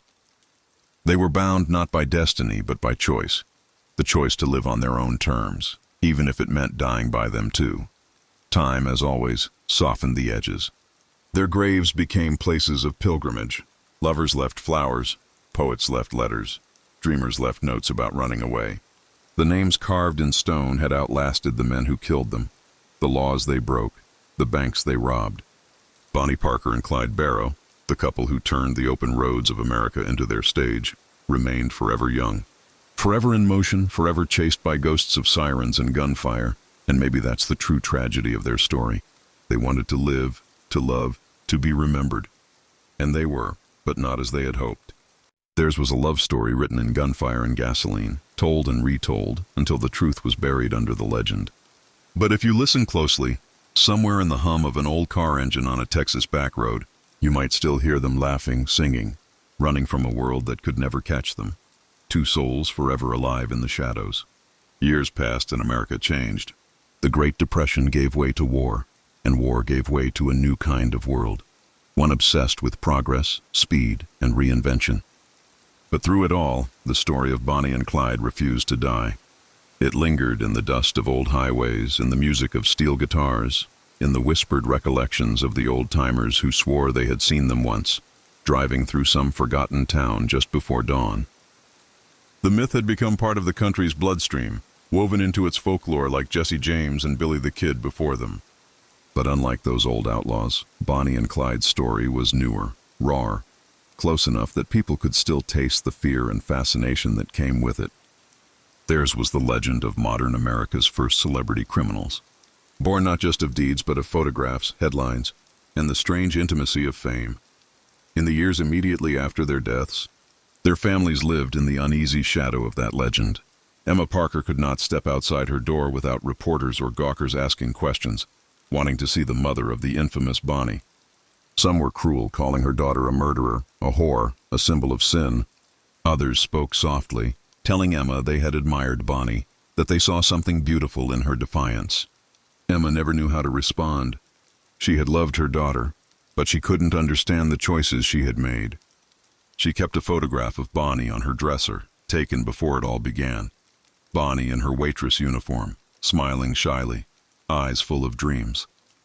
Sometimes when she looked at that photo, Emma could almost believe that her daughter was still that girl, untouched by bullets or fame. Clyde's mother, Cumie, lived much the same. She stayed in West Dallas, where people whispered about her son, but also treated her with a wary kind of respect.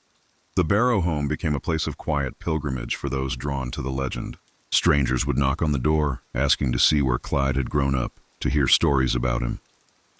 Cumie would sit them down, pour them coffee, and tell them stories that made him sound more like a mischievous boy than a killer. "He was good to me," she would say. "Always wrote me letters. Always promised to come home." Sometimes she even smiled when she spoke of him, though her eyes never quite lost their sadness. When she died years later, the neighbors said she never stopped talking about Clyde, never stopped defending him. To her, he was not the outlaw America remembered. He was just her son. But while the families faded into obscurity, the legend grew. Books were written, songs were sung, and films were made. Each retelling bent the truth a little more, polishing the edges, turning grit into glamour. By the time the 1950s arrived, the world had begun to romanticize the very thing it once feared. The idea of the rebellious couple, beautiful, doomed, in love against the world, fit perfectly into a culture obsessed with freedom and danger. James Dean would later play the same role in spirit, but Bonnie and Clyde had done it first, and for real. They were the original symbols of youth against authority, of passion against conformity. Yet the reality was far darker than the myth ever admitted. Hidden in police reports, in letters, and in the quiet recollections of those who had known them, lay a different story, one of exhaustion, hunger, and fear. The Barrow gang had lived hard, but they had also lived scared. Nights spent hiding in woods, constantly on the move, rarely sleeping more than a few hours at a time. Their car was both their home and their prison. Bonnie's leg, shattered in a car crash months before her death, never fully healed. She often rode with her leg wrapped in rags soaked in antiseptic, the pain unbearable. Clyde had to carry her sometimes when they stopped to rest. And yet, despite it all, she never left him. "We're all or nothing, Clyde," she once told him. And she meant it.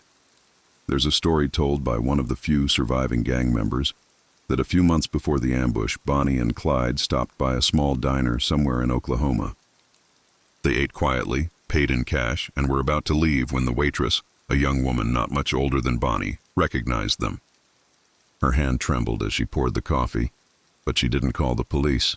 Instead, she whispered, "Are you really Bonnie and Clyde?" Bonnie smiled faintly and said, "We used to be." Then they left, disappearing into the night.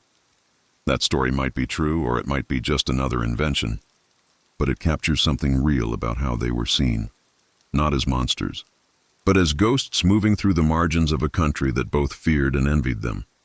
By the late 1930s, their names had become shorthand for any dangerous couple. When two lovers committed a crime together, newspapers would call them a modern Bonnie and Clyde. That phrase has survived nearly a century since.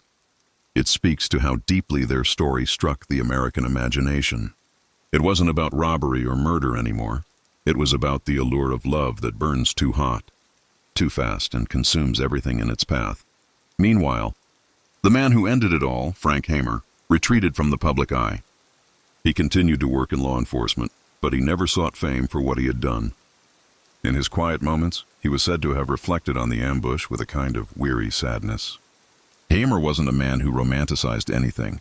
He saw the world in hard lines, right and wrong, justice and lawlessness. But even he admitted years later that Bonnie and Clyde had a strange pull about them. They were just kids, he once told a friend.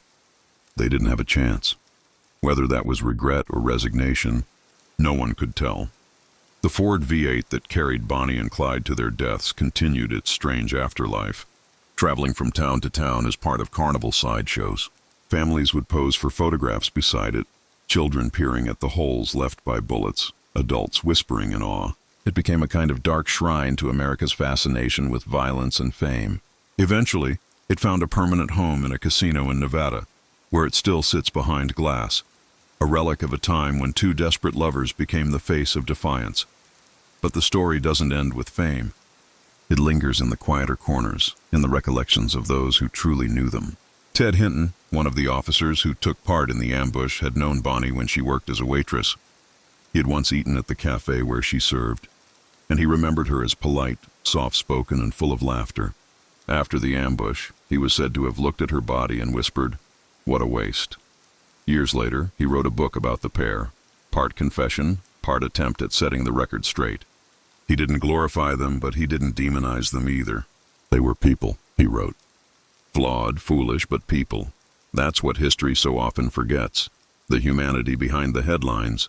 Bonnie wasn't born to be an outlaw. She wrote poetry, dreamed of fame, loved deeply. Clyde wasn't born a killer. He was a poor boy who fell into the cracks of a system that offered him nothing but prison and pain. Together they became something larger than life, not because they sought it, but because the world needed them to be. They became the reflection of their time, a nation's anger, frustration, and longing for control turned into two young faces behind a wheel. As the decades went on, artists, musicians, and writers kept bringing them back to life. Folk singers in the 1940s wrote mournful ballads about them, turning their story into tragedy rather than crime. The 1967 film Bonnie and Clyde made them beautiful again. Warren Beatty and Faye Dunaway, dressed in vintage glamour, their crimes stylized, their deaths choreographed like a ballet. The film shocked audiences with its violence, but also seduced them with its beauty. Suddenly, Bonnie and Clyde weren't just remembered, they were reinvented. They became symbols for a new generation that didn't trust authority, that wanted to live fast, die young, and be remembered for it. But beneath all the retellings, the real story remains, a story of two people who loved each other against a backdrop of poverty, violence, and desperation. Their love was never easy, never peaceful. It was survival disguised as romance, escape disguised as destiny. They weren't fighting for justice or rebellion. They were fighting to live one more day, to stay free for one more mile. And yet in doing so, they touched something eternal in the human spirit, the hunger for freedom, the willingness to risk everything for someone you love. There are still people who claim to have seen them, long after they were gone. Old farmers who swear a couple once stopped at their house asking for water. Truckers who claim they saw a woman in a beret sitting beside a man with a Thompson gun in a dream that felt too real. Ghost stories maybe, but then again, legends like Bonnie and Clyde never truly die. They drift through the American night, carried by the hum of tires and the sound of distant sirens. In the end, Bonnie's poem was right. They did go down together, and though they weren't buried side by side as she had hoped, they are forever joined in memory. Her grave lies in Dallas, his in a nearby cemetery. For decades, fans have petitioned to have them buried together, believing it would fulfill her final wish, but their families resisted. Perhaps they understood something the rest of the world didn't, that their togetherness, in life and legend, didn't need a shared grave to endure. Their bond existed in the stories, in the art, in the endless retellings. That was their eternity. Today, when people speak of Bonnie and Clyde, they rarely speak of the murders or the robberies. They speak of love, rebellion, and the intoxicating dream of living outside the rules. Their story has become less about who they were and more about what they represent, a mirror reflecting every generation's fascination with the forbidden. They were criminals, yes, but they were also a symbol of a deeper human truth, that sometimes people would rather die free than live confined. As dusk falls over the highways of Texas, you can almost imagine them still there. A dusty Ford speeding down an empty road, headlights cutting through the dark, the wind whipping through Bonnie's hair as she leans out the window, laughing. Clyde at the wheel, eyes fixed on the horizon, a faint smile on his lips. No sirens, no gunfire, just the open road ahead and the feeling, however fleeting, that they had outrun the world. Because in the end, perhaps that's what their story was always about. Not the crimes, not the blood, but the fleeting, fragile illusion of freedom. And in that final breath before the bullets found them, maybe, just maybe, they believed they had it. The years rolled on, and the memory of Bonnie and Clyde began to fade from the immediacy of newspapers and public gossip into something softer, something that lived between legend and lament. But legends have a way of breathing, of finding new forms to inhabit, and Bonnie and Clyde were no exception. As the decades turned and the world changed, their faces, those familiar young faces frozen in black and white photographs, kept reappearing. Their story would not die because it was not simply about crime. It was about youth, hunger, love, and the reckless pursuit of freedom in a world that offered none. It was the story of every restless heart that ever wanted more than what life gave them. In the 1940s, their tale was still whispered in small towns and dusty bars across the South. Veterans returning from war spoke of courage and fear, and somehow, the names of Bonnie and Clyde would surface, often as a kind of shorthand for the ones who lived fast and never made it home. In their tragedy, there was a reflection of America's own contradictions, its love for rebels, its hatred for those who defied control, and its endless fascination with the line between heroism and destruction. The same papers that once called them monsters now printed nostalgic pieces about their romantic outlaw days. It was easier to love them when they were dead. Easier to make them symbols when they could no longer disappoint anyone. By the 1950s, America had changed. The highways stretched endlessly now, smooth and bright, connecting cities like arteries of possibility. Cars had become symbols of freedom, just as they once were for Clyde Barrow. Teenagers revved their engines, sped into the night, and imagined themselves invincible. The old photographs of Bonnie in her beret and Clyde in his fedora appeared on magazine covers again.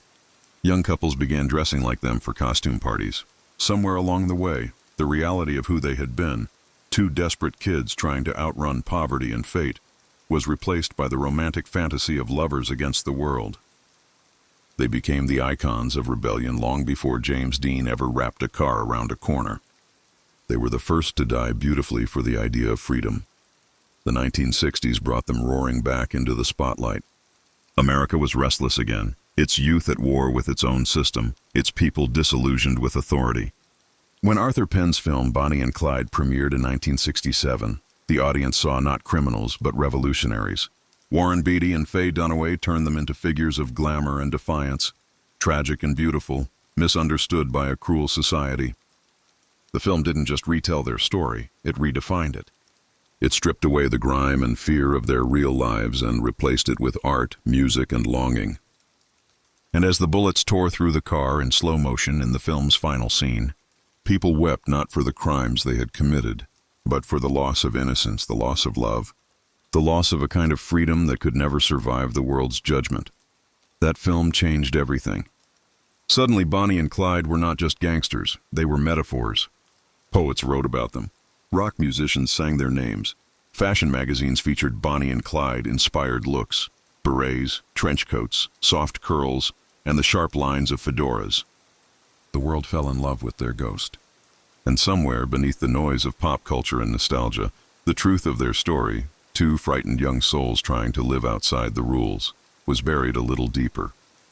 The legend became brighter as the truth grew dim, but there were still those who remembered the real story. Retired officers who had hunted them down, townspeople who had seen the blood on the road in Louisiana, mothers who remembered hearing the gunfire that morning. They did not see beauty in it. They saw waste. They saw what happens when a dream turns into a curse. Some even resented how the film made them look like heroes, as if all the dead lawmen were just props in their grand love story. Frank Hamer's widow was furious. She said the movie made her husband look like a fool, when in reality he had been one of the bravest men she knew. The argument between myth and memory only deepened, proving once again that Bonnie and Clyde belonged to no one, not even to the truth. Meanwhile, writers kept digging into their lives, uncovering new details, lost letters, forgotten photographs. In some ways, those small, quiet relics told a story far more haunting than any Hollywood version. Letters Clyde wrote to his mother from prison, filled with promises of reform, of coming home and going straight. Notes Bonnie scribbled to friends, talking about how tired she was of running, how she missed her family, how sometimes she wished they could stop. The humanity in those words made their legend all the more tragic. They weren't cold-blooded villains. They were just kids trapped in a life that kept pulling them deeper into darkness. And perhaps that's why their story endures, because it is both terrible and tender, both foolish and brave. As the 1970s and 80s came, their names continued to surface. Every few years, someone would claim to have found a lost photo or discovered a relative who knew them. Some swore they had unearthed Clyde's hidden stash of money. Others claimed Bonnie didn't die instantly, that she lived for a few moments after the gunfire, whispering Clyde's name. None of it could ever be proven, and that was part of the magic. The legend thrived on uncertainty. The less people knew for sure, the more they could imagine. Every unanswered question became another spark, keeping their ghosts alive. In the 1990s, the old Ford V8, still scarred with bullet holes, became one of the most visited outlaw relics in the country. People came from across the world to stand before it, to stare through the cracked windshield at the faint stains that would never wash away. Some visitors prayed quietly. Others posed for photos, smiling beside the symbols of death. It said something unsettling about human nature, that we are drawn to the places where love and violence meet, where passion burns into tragedy. Bonnie and Clyde's car was no longer a vehicle of escape. It was an altar to the cost of wanting more than the world allows. As the new millennium dawned, their legend refused to fade. In an age obsessed with fame and self-creation, their story found new resonance. Social media users posted photos dressed as Bonnie and Clyde, quoting their lines, treating them as the original influencers of danger. Songs were written again, painting them as modern metaphors for toxic love or unbreakable devotion. Some saw in them a warning, others saw inspiration. But through all the interpretations, one truth remained unchanged. People could not stop telling their story. It was as if the spirit of those two lovers still whispered from the past, reminding each generation that love and freedom, once entwined, could destroy or immortalize. And yet, if you strip away all the layers, the fame, the poetry, the movies, you return to something painfully simple. Two poor kids during the Great Depression. One wanted to escape the grind of poverty. The other wanted to live a story worth telling. They found each other, and for a short time they believed they had beaten the odds. They rode through dusty backroads with stolen money and stolen time, believing their love made them untouchable. Every outlaw thinks that for a while, that their story will end differently. But history doesn't grant mercy to those who live by defiance. It writes their endings in gunfire. Even so, there's something enduringly human in their defiance.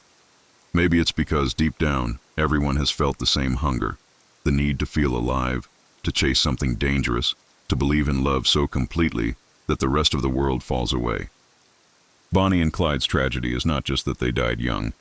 It's that they lived believing they could outrun the consequences of wanting everything, and perhaps that is why their names still echo.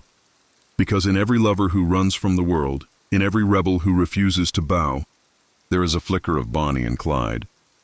There's a quiet story told by a man who visited their graves years after the last of the family had passed. He said the cemeteries were silent, overgrown, forgotten by most. He stood before Bonnie's grave, reading her name carved in stone, the wind whispering through the weeds. For a moment he swore he heard laughter, the soft kind shared between lovers on a long drive. Then the wind shifted, and the sound was gone.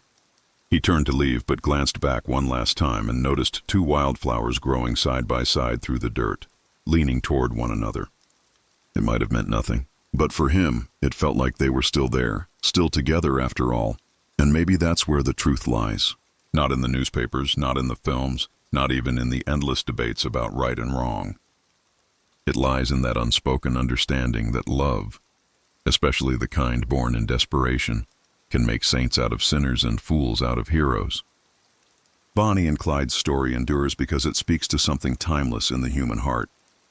The part that yearns for connection, no matter the cost. The part that knows love can save or destroy, and yet still chooses to risk it all. As the narrator's voice might say, low and thoughtful, the camera panning over a lonely stretch of highway disappearing into dusk. They were gone long before the world caught up to them. But in the hush of every empty road, in the hum of every passing car, you can still hear the echo of their escape, the sound of tires against asphalt, of laughter in the dark, the song of two lovers who dared to believe they could be free. And so their legend remains, drifting like dust through the corridors of time. They are reborn every generation, remembered by those who see beauty in defiance and tragedy in love. They live on not because they were good or bad, but because they were human. And sometimes that's all a legend needs to last forever. The night settles like a sigh over the backroads of Texas, long and empty. The kind of roads that seem to remember everything that ever happened upon them. Somewhere out there, under the glow of a tired moon, the story of Bonnie and Clyde lingers still, an echo that refuses to fade. Their names have crossed nearly a century of time, surviving governments, wars, and generations of changing hearts. Yet even now, when people speak of them, it is not with the detachment of history. It is with wonder, with sadness, with that curious ache that lives somewhere between admiration and disbelief. Because the story of Bonnie and Clyde is not just the story of crime. It is the story of America itself, its hunger, its contradictions, its unrelenting thirst for freedom and fame, even in death. It is strange to think that two young people from broken towns and harder times would leave a mark so deep that it outlived the very century that created them. Clyde Chestnut Barrow, the restless boy from West Dallas, who never finished school, who taught himself to steal cars before he could legally drive one. Bonnie Elizabeth Parker, the waitress and dreamer who wrote poems about love and escape in the margins of her life. Together they carved their initials into the history of an unforgiving country, not with ink, but with blood, gasoline, and gunpowder. And perhaps that is why we still remember them, because in their reckless rush toward death, they made the impossible visible. They made freedom seem real, even if it only lasted for a heartbeat. In the end, all the myths and all the retellings dissolve into something painfully human. The truth is that Bonnie and Clyde were terrified. They were young, they were foolish, and they were tired. They laughed and fought and clung to each other as the walls closed in, but they also dreamed of leaving the road, of finding peace somewhere no one could find them. Clyde spoke sometimes of going to Mexico, of finding a quiet place by the sea. Bonnie dreamed of writing again, of publishing her poems, of maybe having a little house with a garden. But dreams like theirs couldn't survive the world they had created. Every mile they drove was borrowed time, every sunrise a miracle they didn't deserve, and they knew it. That's what gives their story its strange gravity. It isn't the glamour or the guns, but the sense of inevitability, the slow tightening of fate's noose. They lived knowing the end was coming, and yet they drove toward it anyway, hand in hand. People like to imagine them as fearless, but fear was their constant companion. Bonnie once wrote to her mother saying, "I'm not sorry for what we'd done, but I am sorry for what had to happen to people because of it." It was a rare crack in the armor, a glimpse of guilt beneath the legend. She wasn't blind to what they'd become. She just couldn't turn back. Love had become the chain that bound her to the road, just as much as it was the fire that kept her alive. Clyde, too, was haunted. Prison had broken something inside him long before he met Bonnie. He used to say he'd rather die than go back, and so he made sure that death was always close, always easier than surrender. When he taught Bonnie how to shoot, it wasn't for glory. It was survival. He knew the world would never forgive them, so he decided it would have to fear them instead. If you strip away the fame, the photographs, the folklore, what you find is a tragedy built on choices too young to understand their consequences. They were products of a time when desperation was a language spoken by everyone.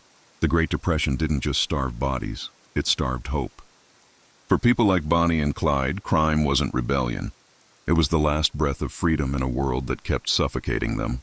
The banks they robbed were the same ones that had stolen people's homes.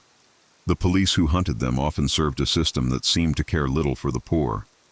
That's why the people cheered for them. That's why, when they died, Thousands attended their funerals, not because they condoned the killing, but because, in some small way, Bonnie and Clyde had fought back against the impossible. They lived loud in a world that wanted them quiet. Yet, as the years have passed, the memory has grown soft, smoothed by time and retelling. What was once fearsome became romantic. What was once desperate became poetic. The photographs of them posing with guns, half playful, half defiant, became symbols of rebellion. The newspapers that once called them monsters now publish retrospectives calling them icons. Even their crimes are sometimes forgotten in the haze of admiration. It's easier that way, to turn them into legend rather than face the uncomfortable truth that they were both victims and perpetrators, lovers and murderers, human and myth. That duality is what keeps their story alive. They are a mirror, reflecting both the beauty and the danger of human longing. The highways they once tore across have long since been paved over and lined with streetlights. The towns they robbed have grown into cities, and the cars they loved so much now sit behind glass, relics from a vanished world.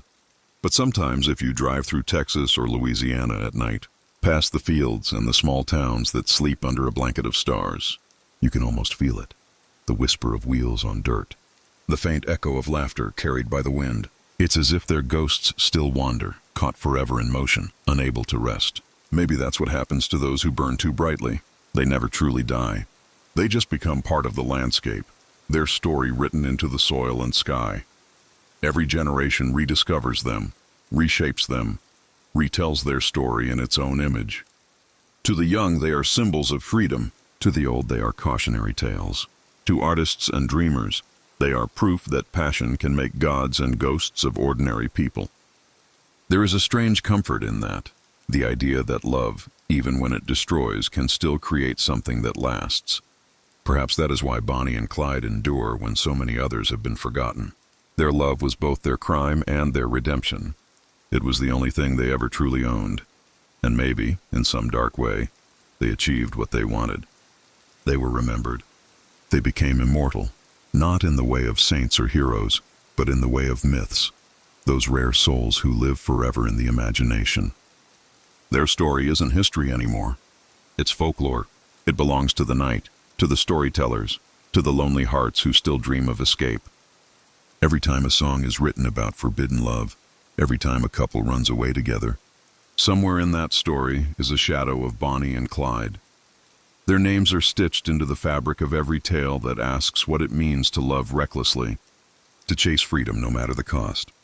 If Bonnie were alive today, she might not recognize the world that keeps her memory alive. She might laugh at the idea of people dressing up as her, quoting her poems, calling her a feminist icon. Clyde would probably be quieter, watching the highways with that same calculating gaze, wondering how far they could have gone with the kind of cars that exist now. Maybe he'd even smile at the irony that the system they fought against now sells their image on t-shirts and coffee mugs. But maybe, too, they'd find some peace in it, the idea that after everything, people still talk about them, that they are still together, still remembered, still running in the stories we tell. The truth, though, is far simpler than the legend. Bonnie and Clyde were not heroes. They were not revolutionaries. They were two lost souls driven by love, by pride, by desperation. And like all who live by the edge of the world, they paid the price. But even in death, they remind us of something essential, that life, no matter how short, means little without the fire of wanting something more. Whether it's love, freedom, or the dream of both, that hunger defines us. And that is why, nearly a century later, their story still feels alive. Because it speaks to that wild part of the human heart that refuses to settle, that would rather die in motion than live in chains. So the road stretches on, endless and quiet. The ghosts of Bonnie and Clyde are out there somewhere, chasing the horizon, their laughter mixing with the hum of the wind. They are forever young, forever in love, forever fleeing. And maybe that's the closest thing to freedom anyone ever gets, to be remembered not as what you were, but as what you dreamed to be. Their names will continue to haunt the dark corners of American memory, not as warnings, but as whispers. Whispers that say, even in the face of death, they never stopped running. And as the final scene fades to black, as the last echo of their tires disappears into silence, one can almost hear the narrator's voice, low and steady, saying the words that close the story. They lived fast, they died free, and the world still chases their dust. So if you ever find yourself on a lonely road, with the stars above and the night stretching ahead, listen close. You might just hear them still. Bonnie and Clyde, the lovers who outran time.